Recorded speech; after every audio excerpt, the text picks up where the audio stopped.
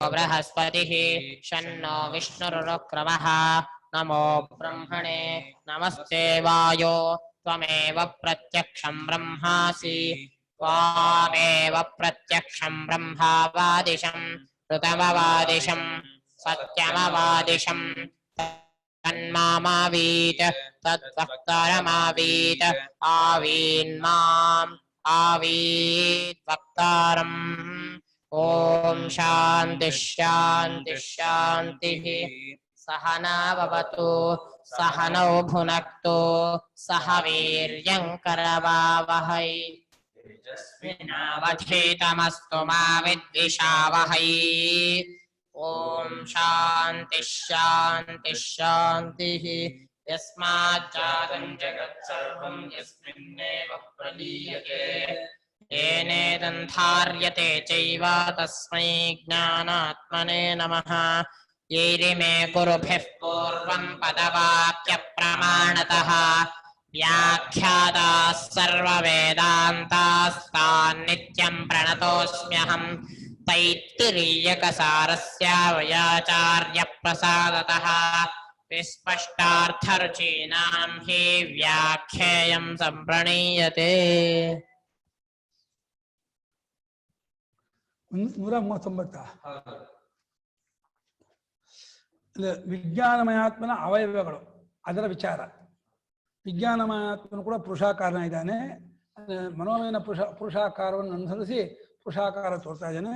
ಅವನಿಗೆ ಶ್ರದ್ಧೆಯೇ ತಲೆ, ಋತವೇ ದಕ್ಷಿಣ ಪಕ್ಷ, ಸತ್ಯ ಉತ್ತರ ಪಕ್ಷ, ಯೋಗವೇ ಆತ್ಮ, ಮಹವೇ ಅದರ ಪುಚ್ಛ ಅಂತ ಮಂತ್ರ ಆಯಿತು. ಅದರ ವಿವರಣೆಯನ್ನು ಭಾಷ್ಯಕಾರರು ಕೊಡ್ತಾರೆ, ನೋಡೋಣ. ನಿಶ್ಚಯ ವಿಜ್ಞಾನವತೋ ಹಿ ಕರ್ತವ್ಯೇಷು ಅರ್ಥೇಷು ಪೂರ್ವಂ ಶ್ರದ್ಧಾ ಉತ್ಪದ್ಯತೆ. ಯಾರಿಗೆ ನಿಶ್ಚಯವಾದಂತಹ ವಿಜ್ಞಾನವಿದೆಯೋ, ತೀರ್ಮಾನವಾದಂತಹ ಒಂದು ತಿಳುವಳಿಕೆ ಇದೆಯೋ, ಇದು ಹೀಗೆ ಅಂತ, ಒಂದು ಪೂಜೆ ಮಾಡೋದಾಗ್ಲಿ, ಯಾಗ ಮಾಡೋದಾಗ್ಲಿ, ಲೌಕಿಕ ಕೆಲಸವೇ ಆಗಲಿ, ಆ ಕರ್ಮದ ಸ್ವರೂಪ ಪೂರ್ತಿ ಗೊತ್ತಿದ್ದೇನೆ ಅದು ಕೈ ಹಾಕಕ್ಕಾಗೋದು. ಹೇಗ್ ಮಾಡ್ಬೇಕು ಅಂತ ಗೊತ್ತಿಲ್ಲದೆ ಮಾಡಕ್ ಹೋದ್ರೆ ಗಣಪತಿ ಮಾಡೋಕ್ ಹೋಗಿ ಆಂಜನೇಯ ಮಾಡ್ದ ಅಂತ ಆಗ್ಬಿಡತ್ತೆ. ಅದೇನೋ ಆಗ್ಬಿಡುತ್ತೆ. ಸೊಳ್ಳೆ ಎಲ್ಲಿಗೋ ಕೊಡ್ಬೇಕು, ಎಲ್ಲಿಗೋ ಸಿಕ್ಕಿಸ್ಬಿಟ್ರೆ ಅದೇನೋ ಆಗ್ಬಿಡತ್ತೆ. ಅದು ಹಾಗಾಗ್ಬಾರ್ದು. ನಿಶ್ಚಯವಾದ ವಿಜ್ಞಾನ ಉಳ್ಳವನಿಗೆ ಕರ್ತವ್ಯದಲ್ಲಿ ಮಾಡಬೇಕಾದ ಕೆಲಸದಲ್ಲಿ ಮೊದಲು ಅದು ಏನಾಗುತ್ತೆ, ಅದನ್ನ ಬಹಳ ಆಸಕ್ತಿಯಿಂದ ಪ್ರೀತಿಯಿಂದ ಮಾಡ್ತಾನೆ. ಆಸಕ್ತಿಯಿಂದ ಮಾಡೋದು ಶ್ರದ್ಧೆ. ಶ್ರತ್ ಧತ್ತೆ ಇದು ಶ್ರದ್ಧಾ. ಶ್ರತ್ ಅಂದ್ರೆ ನಂಬಿಕೆ, ಅದನ್ನ ಧತ್ತೆಯನ್ನು ಇಡುತ್ತಾನೆ, ನಂಬಿಕೆಯನ್ನು ಇಡುತ್ತಾನೆ ಅಂದ್ರೆ ಅದು ಪ್ರೇಮಪೂರ್ವಕವಾದ ನಂಬಿಕೆ, ಬರೀ ಕಾಲ್ಪನಿಕವಾದ ನಂಬಿಕೆ ಅಲ್ಲ. ಪ್ರೀತಿಪೂರ್ವಕವಾದ ನಂಬಿಕೆಯನ್ನು ಇಡೋದೇ ಶ್ರದ್ಧೆ ಅಂತ. ಯಾವುದೇ ನಮಗೆ ಒಂದು ಕೆಲಸವನ್ನು ನಾವು ಶ್ರದ್ಧೆಯಿಂದ ಮಾಡಿದ್ರೆ, ಪ್ರೀತಿಯಿಂದ ಮಾಡಿದ್ರೆ ಆ ಕೆಲಸ ಅಚ್ಚುಕಟ್ಟಾಗತ್ತೆ. ಕಾಟಾಚಾರ ಮಾಡಿದ್ರೆ ಹೆಂಗೆಂಗೋ ಆಗತ್ತೆ. ಒಂದು ಅಡುಗೆ ಇರ್ಬೋದು, ಅಥವಾ ಒಂದು ಗುಡಿಸೋದು ಒರೆಸೋದೇ ಇರಲಿ, ಸುಮ್ಮನೆ ಬರಬರ ಮಾಡಿಬಿಟ್ರೆ ಅಂದ್ರೆ ಅದೇನು ಸರಿಯಾಗಲ್ಲ. ನಿಧಾನವಾಗಿ ಶ್ರದ್ಧೆಯಿಂದ ಪ್ರೀತಿಯಿಂದ ನಮ್ದು ಅಂದ್ಕೊಂಡು ಮಾಡಿದ್ರೆ ಆ ತನ್ನತನ ಬಂದ್ರೆ ಪ್ರೇಮ ಬರುತ್ತೆ. ಹಾಗೆ ತನ್ನತನದಲ್ಲಿ ಪ್ರೇಮ ಸಹಜ. ತಾನು ಪ್ರೇಮಕ್ಕೆ ಕೇಂದ್ರವಾದ್ರಿಂದ ತನ್ನದೆಲ್ಲ ಪ್ರೇಮವಾಗಿ ಆಗತ್ತೆ. ತನ್ನದು ಅನ್ನುವಂಥ ಭಾವನೆ ಬಂದ್ಬಿಡ್ತು ಅಂದ್ರೆ ಅಲ್ಲಿ ಪ್ರೀತಿ ಶ್ರದ್ಧೆ ಬಂದೇ ಬರುತ್ತೆ. ಯಾರದ್ದೋ ಯಾರಿಗೋಸ್ಕರವಾಗಿಯೋ ಮಾಡ್ಬೇಕು ಅಂದ್ರೆ ಶ್ರದ್ಧೆನೂ ಬರಲ್ಲ, ಪ್ರೀತಿಯೂ ಬರಲ್ಲ. ಅಯ್ಯೋ ಮಾಡ್ಬೇಕಪ್ಪ ಬೇಜಾರು ಅಂತ ಅನ್ಸುತ್ತೆ. ನನ್ನ ಕೆಲಸ ನನಗೆ ಸೇರಿದು ಅಂದ್ರೆ ಶ್ರದ್ಧೆ ಬರುತ್ತೆ. ಅದು ಹಂಗೆ. ಯಾಕೆ ಅಂದ್ರೆ ತಾನು ಪ್ರೇಮಕ್ಕೆ ಕೇಂದ್ರ, ತಾನೇ ಪ್ರೇಮ ಕೇಂದ್ರ ಆದ್ಮೇಲೆ ತನ್ನದೆಲ್ಲ ಪ್ರೇಮ ಆಗತ್ತೆ. ಹಾಗೆ ಪ್ರೀತಿಯಲ್ಲಿ 4 ತರಹ. ಅದು ಅನ್ನೋದ್ರಲ್ಲಿ ಪ್ರೇಮ, ಇದು ಒಂದು ಹತ್ತಿರದಲ್ಲಿರೋದ್ರಲ್ಲಿ ಪ್ರೇಮ, ನನ್ನದು ಅನ್ನೋದ್ರಲ್ಲಿ ಪ್ರೇಮ, ನಾನು ಅನ್ನೋ ಪ್ರೇಮ.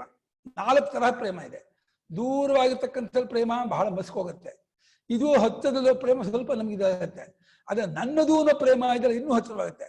ನಾನಾದ ಪ್ರೇಮ ಇದೆಯಲ್ಲ ಬಹಳ ವಿಶೇಷ. ತಾನಾದ ಪ್ರೇಮ ಅದು ಭೇದವನ್ನು ಅಳಿಸಾಕಿರುವಂತ ಪ್ರೇಮ. 4 ಪ್ರೇಮದಲ್ಲಿ ಯಾವ ಪ್ರೇಮ ಭಗವಂತ ಮಾಡ್ತೀರಾ?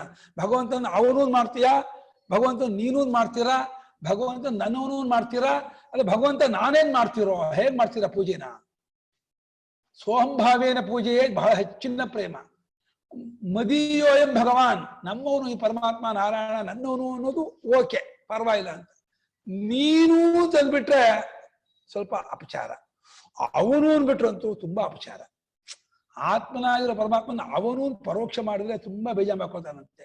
ನೀನು ಅಂದ್ರೆ ಬೇಜಾರಾಗತ್ತಂತೆ. ನಾವು ಯಾಕೆ ನೀನು ಅಂತ ಅನ್ಬೇಕಾಗತ್ತೆ ಅಂದ್ರೆ, ನೀನಾದ ದೇಹಾದಿಗಳನ್ನು ನಾನು ಅನ್ಕೊಂಡಾಗ ನಾನಾದ ಪರಮಾತ್ಮ ನೀನಾಗ್ಬಿಡ್ತಾನೆ.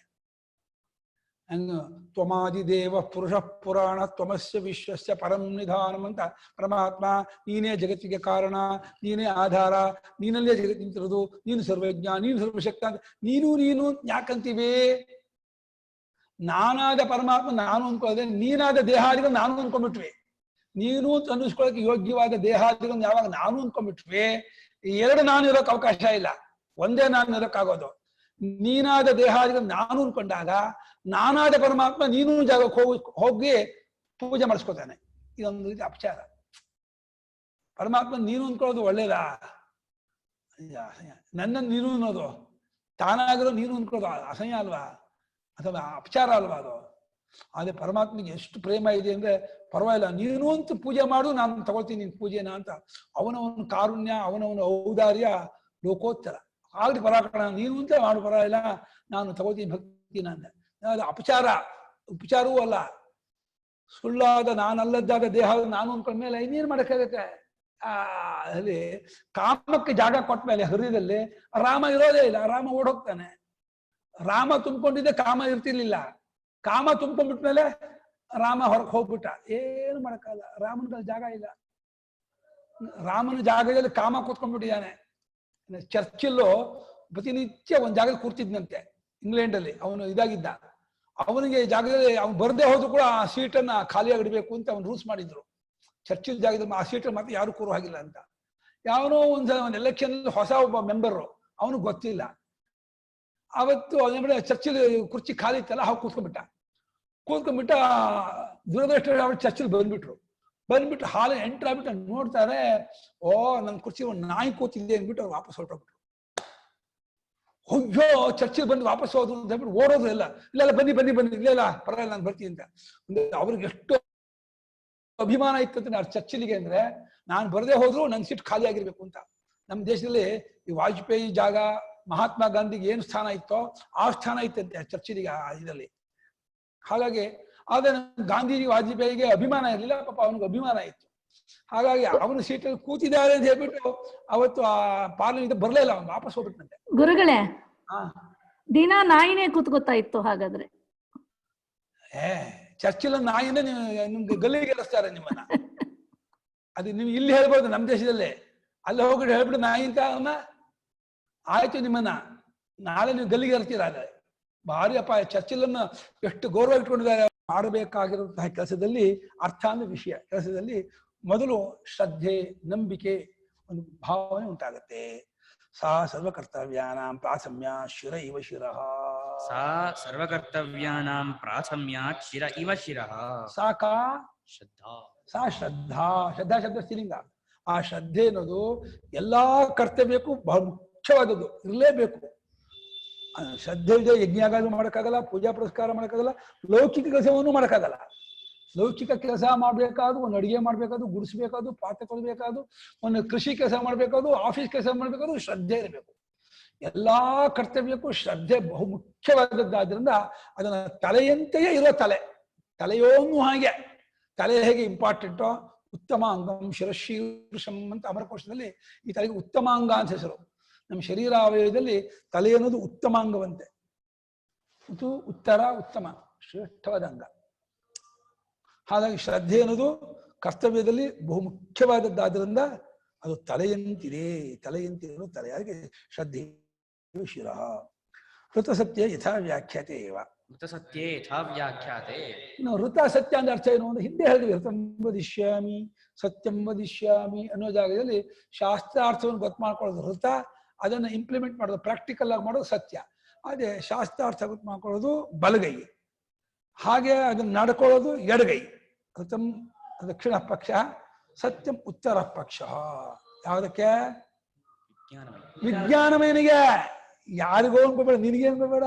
ನೀನು ವಿಜ್ಞಾನಮಯನಿಗೆ ಶ್ರದ್ಧೆ ತಲೆ, ಋತ ದಕ್ಷಿಣ ಪಕ್ಷ, ಸತ್ಯ ಉತ್ತರ ಪಕ್ಷ. ಯೋಗ ಆತ್ಮ. ಯೋಗ ಯೋಗ ಯುಕ್ತಿ ಸಮಾಧಾನಂ. ಯೋಗ ಯುಕ್ತಿ ಸಮಾಧಾನಂ. ಆತ್ಮ ಇವ ಆತ್ಮ. ಯೋಗ ಅಂದ್ರೆ ಯುಕ್ತಿ, ಕೂಡ್ಕೊಳ್ಳೋದು, ಸಮಾಧಾನ. ಏನೇ ಆದ್ರೂ ಏನ್ ಮಾಡಕ್ಕಾಗ. ಅಂತ ಎಲ್ಲನೂ ಅಕ್ಸೆಪ್ಟ್ ಮಾಡ್ಕೊಳ್ಳೋದು, ಹೊಂದ್ಕೊಳ್ಳೋದು, ಚಿತ್ತವನ್ನು ಗಲಿಬಿಲಿ ಮಾಡ್ಕೊಳ್ಳದೆ ಇರೋದು, ಚಿತ್ತದ ಒಂದು ಸ್ಟೆಬಿಲಿಟಿ ಮಾಡೋದು, ಕಾಪಾಡ್ಕೊಳ್ಳೋದು. ಚಿತ್ತ ಸಮಾಧಾನವನ್ನು ಕಳ್ಕೊಬಾರ್ದು, ಯಾವಾಗ ಮೇಂಟೈನ್ ಮಾಡ್ತಾ ಇರೋದು. ಅದೇ ಯೋಗ, ಚಿತ್ತ ಸಮಾಧಾನ ಯೋಗ. ಅದು ಆತ್ಮನಂತಿರುವ ಆತ್ಮ. ಆತ್ಮ ಹೇಗೆ ಮುಖ್ಯವೋ ಚಿತ್ತ ಸಮಾಧಾನ ಬಹು ಮುಖ್ಯವಾದದ್ದು. ಚಿತ್ತ ಸಮಾಧಾನ ಇದೆ ಅದವನಿಗೆ ಏನು ಮಾಡೋಕ್ಕಾಗಲ್ಲ. ಚಿತ್ತದಲ್ಲಿ ಬಹಳ ರೆಸ್ಟ್ಲೆಸ್ ಇದೆ, ಹೊಯ್ದಾಟ ಇದೆ, ಚಾಂಚಲ್ಯ ಇದೆ ಅಂದರೆ ಅವನು ಯಾವ ಪುರುಷಾರ್ಥಕ್ಕೂ ಯೋಗ್ಯನಲ್ಲ, ಅವನು ಎಲ್ಲಕ್ಕೂ ಅಯೋಗ್ಯ. ಅವನು ಆತ್ಮತೋ ಹಿ ಯುಕ್ತಸ್ಯ ಸಮಾಧಾನವತಃ ಆತ್ಮತೋ ಹಿ ಯುಕ್ತಸ್ಯ ಸಮಾಧಾನವತಃ ಅಂಗಾನೀವ ಅಂಗಾನೀವ ಶ್ರದ್ಧಾದೀನಿ ಯುದ್ಧಾದೀನಿ ಯಥಾರ್ಥ ಪ್ರತಿಪತ್ತಿ ಕ್ಷಮಾಣಿ ಭವಂತೆ. ಯಥಾರ್ಥ ಪ್ರತಿಪತ್ತಿ ಕ್ಷಮಾಣಿ ಭವಂತಿ. ಆತ್ಮವತಃ ಆತ್ಮವಾನ್, ಷಷ್ಠಿ ಆತ್ಮವತಃ ಆತ್ಮವಂತನು. ಇದು ಸಮಾಧಾನ ಅನ್ನುವಂತಹ ಆತ್ಮವುಳ್ಳವನಿಗೆ, ಸಮಾಧಾನ ಉಳ್ಳವನಾದವನಿಗೆ ಅಂಗಗಳು ಹೇಗೆ ಸಮಾಧಾನ ಮನಸ್ಕನಾದವನಿಗೆ ಹೌದು ಇದ್ದದ್ದನ್ನು ಇದ್ದಾಗ ಕಂಡ್ಕೊಳ್ಳೋಕೆ ಸಮರ್ಥವಾಗುತ್ತೆ. ಕಣ್ಣು, ಕಿವಿ, ನಿಮ್ಗೆ ಸಮಾಧಾನ ಇದ್ದರೆ, ಏಕಾಗ್ರತೆ ಇದ್ದರೆ ನೀವು ವ್ಯಾಕರಣನೂ ಅರ್ಥ ಮಾಡ್ಕೊತೀರಾ, ಸೈನ್ಸನ್ನು ಅರ್ಥ ಮಾಡ್ಕೊತೀರಾ, ವೇದಾಂತವನ್ನು ಅರ್ಥ ಮಾಡ್ಕೊತೀರಾ. ನಿಮ್ಗೆ ನಿಶ್ಚಿತ್ತ ಸಮಾಧಾನ ಇದ್ದರೆ ನೀವು ಯಾವುದನ್ನು ಅರ್ಥ ಮಾಡ್ಕೊಳಕ್ಕಾಗಲ್ಲ ಅನ್ನೋದೇ ಇಲ್ಲ, ಯಾವುದನ್ನು ಮಾಡೋಕ್ಕಾಗಲ್ಲ ಅನ್ನೋದೇ ಇಲ್ಲ. ಚಿತ್ತ ಸಮಾಧಾನ ಅರ್ಥ ಮಾಡ್ಕೊಳ್ಳೋಕ್ಕೂ, ಕೆಲಸ ಮಾಡೋದಕ್ಕೂ, ಪ್ರತಿಯೊಂದಕ್ಕೂ ಸಾಧನ. ಹೇಗೆ ನಮಗೆ ಸಮಾಧಾನ ಇದ್ದವರು ಎಲ್ಲವನ್ನೂ ಮಾಡುತ್ತಾರೋ ಹಾಗೆ ಚಿತ್ತ ಸಮಾಧಾನ ಉಳ್ಳವನಿಗೆ ಅಂಗಗಳಂತೆ ಇರುವಂತಹ ಶ್ರದ್ಧಾ, ಋತ, ಸತ್ಯ ಅನ್ನೋದು ಯಥಾರ್ಥ ಪ್ರತಿಪತ್ತಿ. ಯಥಾರ್ಥ ಅಂದ್ರೆ ಇದ್ದದ್ದನ್ನು ಇದ್ದ ಹಾಗೆ, ಅರ್ಥ ಅಂದ್ರೆ ವಿಷಯ, ಅದರ ಪ್ರತಿಪತ್ತಿ ಅಂದ್ರೆ ಜ್ಞಾನ, ಅದಕ್ಕೆ ಕ್ಷಮ ಅಂದ್ರೆ ದಕ್ಷವಾಗೋದು, ಸಮರ್ಥವಾಗೋದು. ಇದ್ದದ್ದನ್ನು ಇದ್ದ ಹಾಗೆ ತಿಳ್ಕೊಳ್ಳೋದಕ್ಕೆ ಯೋಗ್ಯವಾಗುತ್ತವೆ ಅಂತ ಅರ್ಥ. ಯಥಾ ಅರ್ಥ ಪ್ರತಿಪತ್ತಿ ಕ್ಷಮ ನಾಲಿದೆ. ಯಥಾ ಅಂದ್ರೆ ಯಾವ ರೀತಿ, ಅರ್ಥ ಅಂದ್ರೆ ವಸ್ತು ಇದೆಯೋ ಅದರ ಪ್ರತಿಪತ್ತಿ ಅಂದ್ರೆ ಅದರ ಜ್ಞಾನಕ್ಕೆ, ಕ್ಷಮ ಅಂದ್ರೆ ಯೋಗ್ಯವಾಗೋದು. ಯಥಾರ್ಥ ಪ್ರತಿಪತ್ತಿ ಕ್ಷಮಾನಿ ಯಾವುದು ಅಂಗಾನಿ. ಅಂಗಗಳು ಅಂದ್ರೆ ಶ್ರದ್ಧಾದಿಗಳ ಅಂಗಗಳು. ಶ್ರದ್ಧೆ, ಹೃತ, ಸತ್ಯ ಅನ್ನುವಂತಹ ಅಂಗಗಳು, ಸಮಾಧಾನ ಅನ್ನುವಂತಹ ಆತ್ಮವು ಸರಿಯಾಗಿ ಇದ್ದದ್ದಾದರೆ ತಮ್ಮ ಕ್ಷೇತ್ರದಲ್ಲಿ ಅದು ಯಾವುದನ್ನು ಹೇಗೆ ತಿಳ್ಕೊಬೇಕೋ ಹಾಗೆ ತಿಳ್ಕೊಳ್ಳೋಕೆ ಯಾವುದು ಸಮರ್ಥವಾಗುತ್ತೆ, ಫಿಟ್ ಆಗುತ್ತೆ, ಯೋಗ್ಯವಾಗುತ್ತೆ, ತಕ್ಕದ್ದಾಗತ್ತೆ. ಅದು ಎಲಿಜಿಬಿಲಿಟಿ ಬರುತ್ತೆ, ಅದಕ್ಕೆ ಸಾಮರ್ಥ್ಯ ಬರುತ್ತೆ. ತಸ್ಮಾತ್ ಸಮಾಧಾನಂ ಯೋಗ ಆತ್ಮ ವಿಜ್ಞಾನಮಯಸ್ಯ. ತಸ್ಮಾತ್ ಸಮಾಧಾನಂ ಯೋಗ ಆತ್ಮ ವಿಜ್ಞಾನಮಯಸ್ಯ. ಆ ಕಾರಣದಿಂದ ಸಮಾಧಾನ ಅನ್ನೋದಿದೆಯಲ್ಲ ಅದೇ ಯೋಗ. ಅದು ವಿಜ್ಞಾನಮಯನಿಗೆ ಆತ್ಮನಂತಿರುವ ಆತ್ಮ. ಅದರ ತಿರುಳೋ, ಆ ವಿಜ್ಞಾನಮಯನ ಸ್ವರೂಪವೋ, ಅದೇ ಅದರ ತತ್ವವೋ ಅನ್ನೂ ಹಾಗೆ ಇದೆ. ಯಾರಿಗೆ ಸಮಾಧಾನ ಇದೆಯೋ ಅವನಿಗೆ ಆತ್ಮಜ್ಞಾನವೂ ಆಗುತ್ತೆ. ಶ್ರದ್ಧತ್ವ ಸೌಮ್ಯ ಅಂತ ಛಾಂದೋಗ್ಯದಲ್ಲಿ ಉದ್ದಾಲಕ ಆರುಡಿ ಶ್ವೇತಕೇತು ಹೇಳುವಾಗ ಸಮಾಧಾನ ಮಾಡ್ಕೋ, ಚಿತ್ತ ಸಮಾಧಾನ ಇರಲಿ, ನಿಂಗೆ ಶ್ರದ್ಧೆ ಇಟ್ಕೋ, ನಿಂಗೆ ತತ್ವ ಗೊತ್ತಾಗತ್ತೆ ಅಂತ ಅಪ್ಪ ಉಪದೇಶ ಮಾಡಿ. ಮಹಾನ್ ನ್ಯಗ್ರೋಧಿಷ್ಠತೆ ಯಾವುದಲ್ಲೇ ಬೀಜದಲ್ಲಿ ಕಿಮತ್ರ ಪಶ್ಯಸಿ ಅಣ್ಣಂತಾನಿತಿ ತಾಸಾಮೇಕಾಂ ಭಿಂದಿ ಭಿಂದಿ ಭಗವೈತಿ ಕಿಮ ಕಿಂಚಿದಪಿ ನಿರ್ಭಾಲಯಸೇ. ಅದನ್ನು ಜ್ಞಾಪ ಆಗ್ತಾ ಇದೆ. ಗುರುಗಳು ಇದನ್ನು ಪಾಠ ಹೇಳಿದ್ರು, ಒಂದೊಂದು ಸ್ಫೋಣೆ ಆಗ್ತಾ ಇದೆ. ಧನ್ಯೋಸ್ಮಿ ಪರವಾಗಿಲ್ಲ, ಒಂದು ಜ್ಞಾಪ ಇದೆಯಲ್ಲ. ಮಹಾಪುಚ್ಛಂ ಪ್ರತಿಷ್ಠಾ. ಮಹಾ ಅನ್ನೋದೇ ಪುಚ್ಛ, ಅದೇ ಪ್ರತಿಷ್ಠೆ ಆಧಾರ. ಏನು ಹಾಗಂದ್ರೆ ಮಹಾ ಇತಿ ಮಹತ್ತತ್ವಂ, ಮಹತ್ತತ್ವಂ ಪ್ರಥಮಜಂ. ಪ್ರಥಮಜಂ ಮಹಾ ಅಂದ್ರೆ ಮಹತ್ತತ್ವ, ಅವ್ಯಾಕೃತದಿಂದ ಫಸ್ಟ್ ಉಂಟಾಗಿರ್ತಕ್ಕಂಥ ತತ್ವ. ಆ ಹಿರಣ್ಯಗರ್ಭ ಅವನೇ ಇದಕ್ಕೆ ಪುಚ್ಛ, ಪ್ರತಿಷ್ಠೆ, ಆಧಾರ, ನೆಲೆ, ಆಶ್ರಯ. ಏನ್ ಹೇಳ್ತೀರ ಹೇಳಿ. ಅದರ ಮೇಲೆ ನಿಂತಿದ್ದಾನೆ ಈ ಶ್ರದ್ಧಾಪುರುಷ, ಈ ವಿಜ್ಞಾನಮಯ ಆ ಮಹತ್ತತ್ವದ ಮೇಲೆ ನಿಂತಿದ್ದಾನೆ. ಹಿರಣ್ಯಗರ್ಭನ ಮೇಲೆ ಆಶ್ರಯ. ಅದನ್ನು ಉಪಾಸನೆ ಮಾಡ್ಬೇಕಂತೆ. ಮಹದ್ಯಕ್ಷಂ ಪ್ರಥಮಜಂ ವೇದ, ಯಾವ ಸಯೋಹ ವೈತದ್ ಮಹದ್ಯಕ್ಷಂ ಪ್ರಥಮಜಂ ಪುರುಷಂ ವೇದ. ನಮಗೆ ಆ ತಿಳ್ಕೊಂಡವನು ಬಹಳ ದೊಡ್ಡ ಮಹಾತ್ಮನಾಗ್ತಾನಂತೆ. ಬದನಾಗ್ಲೂ ಬರುತ್ತೆ ಆ ಹಿರಣ್ಯಗರ್ಭೋಪಾಸನೆ ಹೇಗೆ ಮಾಡಬೇಕು ಅಂತ ದೊಡ್ಡ ಒಂದು ಉಪಾಸನೆ ವಿಚಾರ. ಶ್ರುತ್ಯಂತರದಿಂದ ಮಹದ್ಯಕ್ಷಂ ಪ್ರಥಮಜಂ ಇತಿ ಶ್ರುತ್ಯಂತರಾತ್ ಪುಚ್ಛಂ ಪ್ರತಿಷ್ಠಾ ಕಾರಣತ್ವಾತ್. ಮಹದ್ಯಕ್ಷಂ ಪ್ರಥಮಜಂ ಇತಿ ಶ್ರುತ್ಯಂತರಾತ್ ಪುಚ್ಛಂ ಪ್ರತಿಷ್ಠಾ ಕಾರಣತ್ವಾತ್. ಪ್ರಥಮಜ ಈ ವಿಶ್ವಕ್ಕೆ ಮೊದಲಿಗನು, ರಾಷ್ಟ್ರಪತಿಯಾಗಿರ್ತಕ್ಕನು ಹಿರಣ್ಯಗರ್ಭ. ಅವನನ್ನು ಯಾರು ತಿಳಿದಿರ್ತಾನೋ ಅಂತ ಹೇಳಿ ಶ್ರುತ್ಯಂತರ ಅಂದ್ರೆ ಬರದಾನಿಕ ಶ್ರುತಿ ಹೇಳ್ತಾ ಇರೋದ್ರಿಂದ ಅವನೇ ಈ ವಿಜ್ಞಾನಮಯನಿಗೆ ಪುಚ್ಛದಂತೆ ಪುಚ್ಛ ಪ್ರತಿಷ್ಠಾ ಆಧಾರ ಆಶ್ರಯವಾಗಿದ್ದಾನೆ ಅಂತ ಹೇಳಿ ಕಾರಣವಾಗಿದ್ದಾನೆ ನೆಲೆಯಾಗಿದೆ. ಕಾರಣಂ ಹಿ ಕಾರ್ಯಾಣಾಂ ಪ್ರತಿಷ್ಠಾ, ಕಾರಣಂ ಹಿ ಕಾರ್ಯಾಣಾಂ ಪ್ರತಿಷ್ಠಾ. ಕಾರಣವೇ ಅಲ್ವೇ ಕಾರ್ಯಕ್ಕೆಲ್ಲ ಆಧಾರ, ನೆಲೆ, ಆಶ್ರಯವಾಗಿರುತ್ತೆ. ಮಣ್ಣು, ಮಡಿಕೆ, ಕುಡಿಕೆ, ಗುಡಾಣ, ಶರಾಬೆ ಎಲ್ಲಕ್ಕೂ ಹೇಗೆ ಆಧಾರವೋ ಹಾಗೆ ಆ ಮಹದ್ಯ ಯಕ್ಷ ಹಿರಣ್ಯಗರ್ಭ ಎಲ್ಲಾ ಕಾರ್ಯಕ್ಕೂ ಆಧಾರವಾಗಿದ್ದಾನೆ, ಆಶ್ರಯನಾಗಿದ್ದಾನೆ. ಯಥಾ ವೃಕ್ಷ ವೀರುಧಾಂ ಪೃಥಿವೀ, ಯಥಾ ವೃಕ್ಷ ವೀರುಧಾಂ ಪೃಥಿವೀ. ಹೇಗೆ ಭೂಮಿ, ವೃಕ್ಷ ಅಂದ್ರೆ ಮರ, ವೀರುಧ ಅಂದ್ರೆ ಬಳ್ಳಿ, ಮರಗಿಡ ಬಳ್ಳಿಗಳಿಗೆ ಭೂಮಿ ಆಶ್ರಯವೋ ಅದೇ ರೀತಿ ಮಹಾಧ್ಯಕ್ಷ ಇಡೀ ವಿಶ್ವಕ್ಕೆ ಆಧಾರವಾಗಿದೆ. ಶ್ರದ್ಧಾ, ಹೃತ, ಸತ್ಯ ಎಲ್ಲಕ್ಕೂ, ಯೋಗ ಅದಕ್ಕೆಲ್ಲ ಆಧಾರವಾಗಿದೆ, ನೆಲೆಯಾಗಿದೆ, ಆಶ್ರಯವಾಗಿದೆ. ಸರ್ವಬುದ್ಧಿ ವಿಜ್ಞಾನಾನಾಂಚ ಮಹತ್ವಂ ಕಾರಣಂ, ಮಹತ್ತತ್ವಂ ಕಾರಣಂ, ಮಹತ್ವ ಎಲ್ಲಾ ಬುದ್ಧಿಯ ವಿಜ್ಞಾನಕ್ಕೂ. ಅಂದ್ರೆ ನಮ್ಮಲ್ಲಿ ಎಷ್ಟು ಕೋಟಿ ಏನಾಗಿದೆಯೋ, ಎಷ್ಟು ಎಲ್ಲಾ ಜನರಿಗೂ ಏನು ಬುದ್ಧಿ ಇದೆಯೋ ಆ ಬುದ್ಧಿಗೆ ಆ ಮಹತ್ತತ್ವವೇ ಗನಿ, ಆಕಾರ, ಮೂಲ ಕೇಂದ್ರ. ಅದರ ಒಂದು ತುಣುಕು ನಮ್ಮಲ್ಲಿದೆ. ಆ ಹಿರಣ್ಯಗರ್ಭನ ಒಂದು ಸ್ಪಾರ್ಕ್, ಒಂದು ಕಿಡಿ ನಮ್ಮ ಬುದ್ಧಿಯಲ್ಲಿ ಹಾರಿದೆ, ಇಲ್ಲಿ ಚೂರು ಕೂತ್ಕೊಂಡಿದೆ. ಎಲ್ಲ ಅವದ್ದೇ ಅಂಶ. ಅವನು ಒಟ್ಟು ಸಮಷ್ಟಿ ಬುದ್ಧಿ ಹಿರಣ್ಯಗರ್ಭ. ಜಗತ್ತಿನ ದೇವತೆಗಳ, ಯಕ್ಷರು, ಗಂಧರ್ವರು, ಕಿನ್ನರು, ಕಿಂಪುರುಷರು, ಸಾಧ್ಯರು, ಪಿತೃಗಳು, ಏನೇನಿದೆಯಾರೋ ಮನುಷ್ಯರು, ಎಲ್ಲರ ಬುದ್ಧಿಯನ್ನು ಉಂಡಿಯಾಗಿ ತಗೊಂಡ್ರೆ, ಇಡಿಯಾಗಿ ತಗೊಂಡ್ರೆ ಅದಕ್ಕೆ ಅಭಿಮಾನ ಪಟ್ಕೊಂಡಂತಹ ದೇವತೆಯೇ ಮಹಾಧ್ಯಕ್ಷ ಪ್ರಥಮಜ ಹಿರಣ್ಯಗರ್ಭ ಅಂತ. ಎಲ್ಲಾ ಬುದ್ಧಿಗಳ ವಿಜ್ಞಾನಕ್ಕೂ ಆ ಮಹತ್ತತ್ವವೇ ಕಾರಣ, ಅದೇ ಮೂಲ. ತೇನ ತತ್ ವಿಜ್ಞಾನಮಯಸ್ಯ ಆತ್ಮನಃ ಪ್ರತಿಷ್ಠಾ, ತೇನ ವಿಜ್ಞಾನಮಯಸ್ಯ ಆತ್ಮನಃ ಪ್ರತಿಷ್ಠಾ. ಆದ್ದರಿಂದ ಅದು ಅಂದ್ರೆ ಆ ಮಹತ್ತತ್ವವು ಆ ಇದು ಹಿರಣ್ಯಗರ್ಭ ಬುದ್ಧಿಯು ಎಲ್ಲಾ ವಿಜ್ಞಾನಮಯಕ್ಕೂ, ವಿಜ್ಞಾನಮಯ ಬುದ್ಧಿಗೂ ಆತ್ಮ ಆಗಿದೆ, ಪ್ರತಿಷ್ಠೆ ಆಗಿದೆ. ವಿಜ್ಞಾನಮಯ ಅಂದ್ರೆ ಇಲ್ಲಿ ಬುದ್ಧಿ ವಿಜ್ಞಾನಮಯ. ವಿಜ್ಞಾನಮಯ ಅಂದ್ರೆ ಜೀವ ಅಂತ ತಗೋಬಾರ್ದು. ವಿಜ್ಞಾನಮಯ ಅಂದ್ರೆ ವಿಜ್ಞಾನಮಯ ಕೋಶ. ಇದು ಆನಂದಮಯನಿಗಿಂತ ಮುಂದಿರೋದು, ಮನೋಮಯನಿಗಿಂತ ಹಿಂದಿರೋದು, ಮಧ್ಯ ಇರೋದು. ಆನಂದಮಯನಿಗೂ ಮನೋಮಯನಿಗೂ ಮಧ್ಯ ಇರುವಂತಹ ವಿಜ್ಞಾನಮಯ ಕೋಶ ಬುದ್ಧಿ, ಅದು ಇದಾಗಿದೆ. ಇದು ಈಗ ಅದರ ವಿಷಯಕ್ಕೆ ಒಂದು ಶ್ಲೋಕ. ತದಪ್ಯೇಷ ಶ್ಲೋಕೋ ಭವತಿ, ತದಪ್ಯೇಷ ಶ್ಲೋಕೋ ಭವತಿ. ಹೋದ್ರು ವಿಜ್ಞಾನೈ ಯಜ್ಞಂದತೆ ಕರ್ಮಾಣಿ ತನುತೆ ಹೇಳ್ಕೊಡ್ಬೇಕಾ? ವಿಜ್ಞಾನಂ ದೇವಾಃ ಸರ್ವೇ ಆದ್ರೆ ಪರಿಶೀಲ ಅಜ್ಯೇಷ್ಠೋಪಾಸತೆ ವಿಜ್ಞಾನಂ ಬ್ರಹ್ಮ ಚೇದ್ವೇದ ತಸ್ಮಾಚ್ಚೇನ್ನ ಪ್ರಮಾದ್ಯತಿ ಶರೀರೇ ಪಾಪ್ಮನೋ ವಿದ್ವಾ ಸರ್ವಾನ್ ಕಾಮಾನ್ ಸಮಶ್ನುತ ಇತಿ.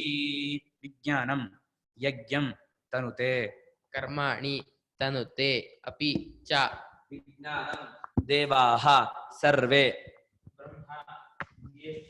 ಜ್ಯೇಷ್ಠಂ ಉಪಾಸತೆ ವಿಜ್ಞಾನಂ ಬ್ರಹ್ಮ ಚೇತ್ ವೇದ ಚೇನ್ನ ಚೇತ್ ಚೇತ್ ನ ಪ್ರಮಾದ್ಯತಿ ಶರೀರೇ ಪಾಪ್ಮನಃ ಹಿತ್ವಾ ಸರ್ವಾನ್ ಕಾಮಾನ್ ಸಮಶ್ನುತೆ ಇತಿ.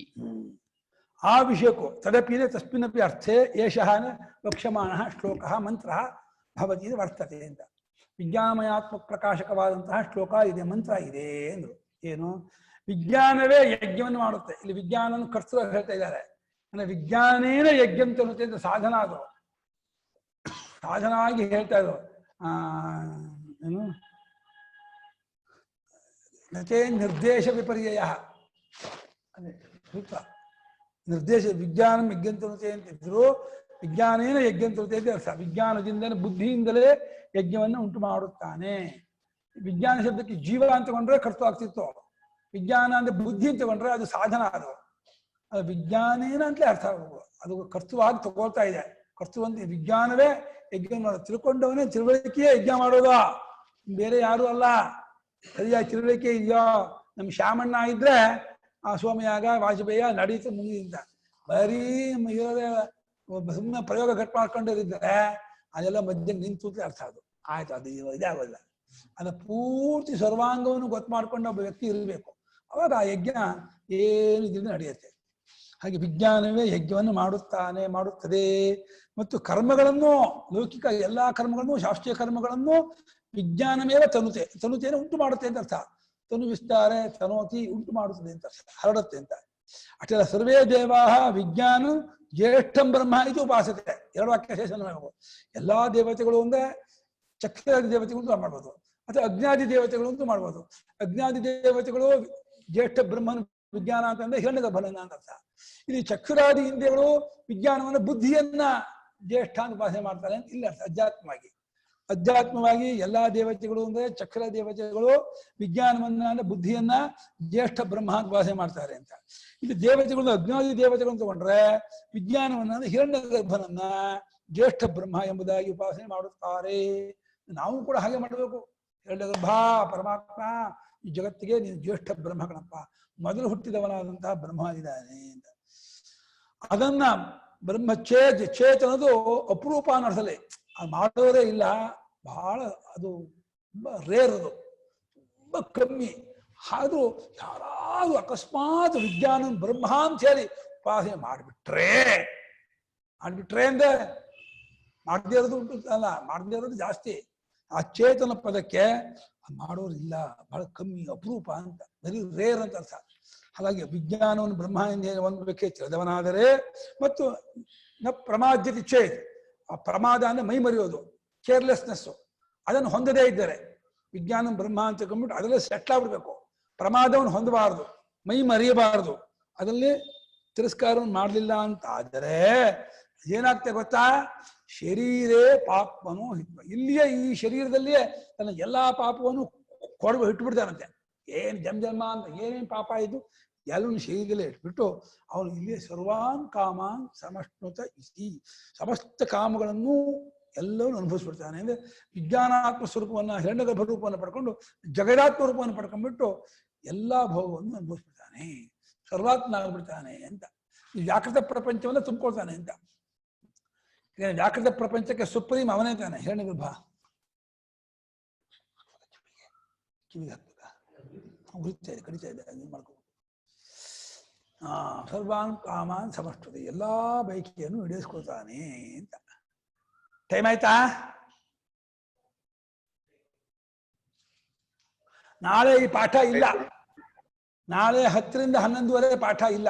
ನಾಳೆ ಆರಾಧನೆ, ಎಲ್ಲರೂ ಗುರುಪ್ರಸಾದಕ್ಕೆ ಬರಬೇಕು ಅಂತ ಗುರುಗಳ ಕಡೆಯಿಂದ ವಿನಂತಿ.